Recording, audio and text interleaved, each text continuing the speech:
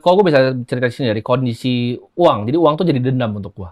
Jadi dendam. Jadi waktu itu gue itu kondisinya gue harus biayain nyokap gue dan adik gue waktu itu. Itu masih 16 tahun. Jadi waktu gue ketemu lu di sini, Itu 19-an. 19-an itu gue tuh udah kerja. Itu gue udah biayain nyokap gue udah bayarin kuliah kakak gue udah bayarin adik gue punya sekolah. Oke, kenapa itu Kondisinya. jadi dendam itu, uang itu? Karena gini, gue ngerasa dari kecil semua masalah di hidup gue yang ada itu karena uang pasti. Misalnya nggak bisa bayar uang sekolah, berantem, nggak bisa ini, semua tuh karena uang. Jadi itu jadi masalah yang mau gue selesai untuk gue. Tapi gue janji waktu ke Tuhan, gue janji kalau gue selesai masalah uang ini, gue pengen bantu semua orang bebas juga secara finansial. Jadi itu dulu yang gue pengen lakukan dengan semua konten-konten ini, gue pengen orang bebas finansial.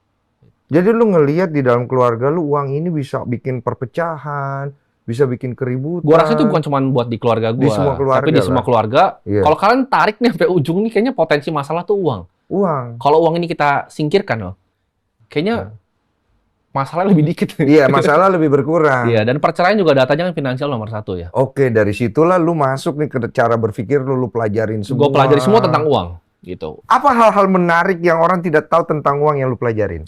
Salah satunya adalah tadi, nggak banyak yang tahu. Kan orang tahu data inflasi 1% kan. Tapi gue bisa tahu karena gue bagi beras. Jadi ini gue sekalian ngedata juga. Selama 2 tahun terakhir gue bagi setiap minggu tuh sekitar 3-5 ton beras. Setiap minggu hari Jumat itu gue bagi terus. Itu inflasinya sekitar 23,5%. Jadi kalau sekarang tahun ini lo beli beras yang sama tahun lalu, itu berasnya harganya itu yang banyak gabahnya sekarang. Itu inflasi 23%, beras doang. Pendidikan itu lebih tinggi lagi, bisa 30% tahun ke tahun.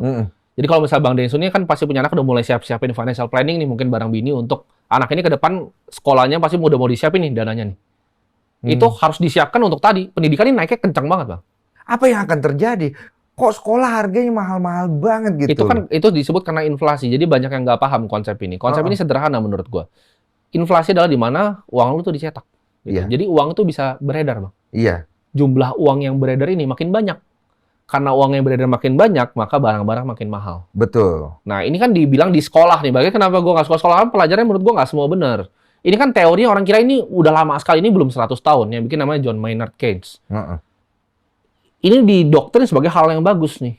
Menurut gue ini bukan hal yang bagus, nggak ada hal yang bagus dengan adanya inflasi. Kalau 3% mungkin ada yang bagus, tapi kan realnya nggak segitu. Berasnya gue tahu 23,5%. Iya. Jadi ketika lu bekerja nih Bang, contoh ya, lu gaji UMR nih 4 juta. Dulu rumah 500 juta mungkin masih oke. Di pinggiran tapi masih bisa ditinggalin. Sekarang 500 juta dapat apa di sini? Ada nggak di dunia ini yang memainkan ini semua? Oh ada dong, pasti ada. Pemainnya ya ada Pasti ya? ada, pasti ada, pasti ada. Untuk memainkan ini semua di sini, kan lu pasti pelajarin itu.